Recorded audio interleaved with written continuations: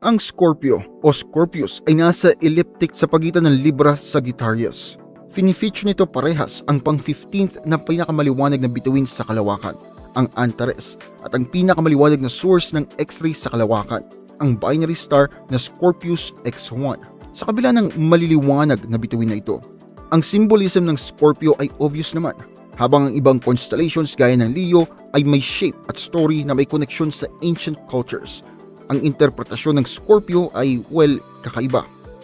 Sa Indonesia, nire-refer ng Javanese cultures ang constellation bilang Brooded Swan o nakayuko na coconut tree. Sa Hawaii naman, fish hook naman ito ni Maui na isang demigod. Sa China, ang asterism ay isang section ng mas malaking constellation ng Azure Dragon. Sa Western astrology naman, syempre, ang Scorpio ay isang scorpion at parte ng Greek mythology na nakatali sa istorya ni Orion. Kaya nang sabi sa alamat, si Orion ay isang magaling na mangangaso na nagyayabang na wala raw hayop na hindi niya kayang patayin. Lumaki siyang mayabang at sinabi pa nga na papatay siya ng kada uri ng hayop sa planeta.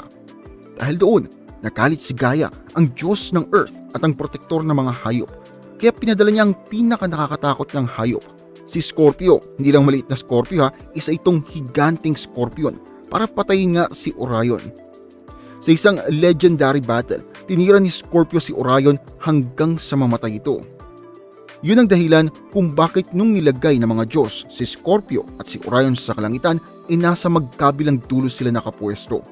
Sumisikat si Scorpio sa paglubog naman ni Orion. Ang interpretasyon doon ay hinahayaan si Orion na mangaso tuwing winter, pero pagsapit ng spring ay hahabulin na siya ni Scorpio.